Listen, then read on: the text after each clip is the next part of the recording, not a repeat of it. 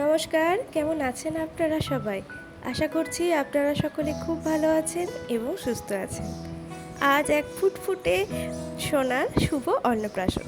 আজ আদ্রিজার শুভ অন্নপ্রাশন। তো সেই জায়গাতেই যাচ্ছি আর আজকে আমি আপনাদের সেই গল্পই শোনাবো। ওয়েদার ছিল খুব সুন্দর। এই ঝিরঝির করে বৃষ্টি হচ্ছিল, তার সাথে ছিল হাওয়া আর লাগছিল অসম্ভব সুন্দর। এই দেখুন কাঁচের মানে কাঁচের জানলা বেয়ে বৃষ্টির ফোঁটা পড়ছে আর এটা দেখতে কিন্তু ভীষণ ভালো লাগছিল। আমরা এখন পৌঁছে গেছি আদ্রিজার বাড়িতে। আর এখান থেকে আমাদের বাড়ির থেকে এই জায়গাটা খুব একটা দূরে নয়, ওই হয়তো 15 থেকে 20 মিনিট মতন সময় লেগেছিল গাড়িতে। বেচারার তো গরমে খুব কষ্ট হচ্ছিল সবার কাছে থাকতে, তার মধ্যে চলে গিয়েছিল কারেন্ট। কিন্তু এই সময়টাতে সবাই কাঁদুক আচ্ছাই না কাঁদুক, সবাই তো খুব সুন্দর করে নিয়ে একটু ছবি টবি তুলে নিচ্ছিল, কারণ এটাই ও আবার বড় হয়ে দেখবে। যে আমিও কোলে নিয়েছিলাম, কিন্তু যখন আমি কোলে নিয়েছিলাম কারেন্ট চলে এসেছিলো বলে অত আর কান্না কান্না করেনি। আর আমি ওর সাথে কোলে নিয়ে একটু ছবি টবি তুলে নিলাম।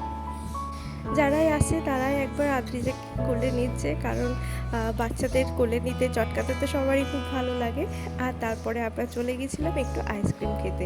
এই ফ্লেভারটা খেতে আমার খুব ভালো লাগে, এটা ছিল বাটারস্কচ। আর এই রকম আইসক্রিমগুলো খেতেও কিন্তু আমার খুব ভালো লাগে। ওদের বাড়িতে আর আদ্রিজাদের বাড়িতে আর ছিলাম না, চলে এসেছিলাম পিসির বাড়ি। তো পিসির বাড়ি আর আদ্রিজাদের বাড়ি পাশাপাশি। তো এখানে এসে দেখি পায়েল রানী সাজুগুজু করে রিলস করছে। তো আমি আর ওকে ডিস্টার্ব করিনি, আমি গাছের পিছন থেকে একটু ভিডিও করে নিয়েছি। আর তারপরে দেখুন যখন ও দেখতে পেলে একটু লজ্জা পেয়ে গেল আর তারপরে হেসে ফেলেছিল। পিসিমণির বাড়িতে এই সবুজ গাছপালাগুলো আমার ভীষণ ভালো লাগে। আর এত সুন্দর জায়গাটা, একদম মাঠের ধারে, আসছিল সুন্দর হাওয়া আর এই গাছপালাগুলো একদম চোখ মন সব ভরিয়ে দিচ্ছিল। এখন বাজে দুপুর ওই 2:45 মতন। আমাদের আর সকাল সকাল খাওয়া হয়নি, কারণ একটা জায়গা থেকে একটা জায়গায় এলে সেখানে গল্পগুজব করতে করতেই দিন কেটে যায়, খাওয়ার কথা আর মনে হয় না। তাই বাড়ির সকলে মিলে, আমরাও সকলে মিলে ওই 2:45 নাগাদ খেতে বসেছি আর এখন এবার বাড়ি যাচ্ছি। এখন বাজে ওই 5:30 মতন।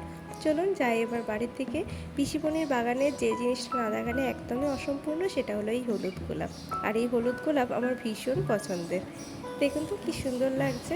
তাহলে চলুন আজকের ব্লগটা এখানেই শেষ করছি। সবাই ভালো থাকবেন, সুস্থ থাকবেন, দেখা হবে আবার একটা নতুন ব্লগে। টাটা।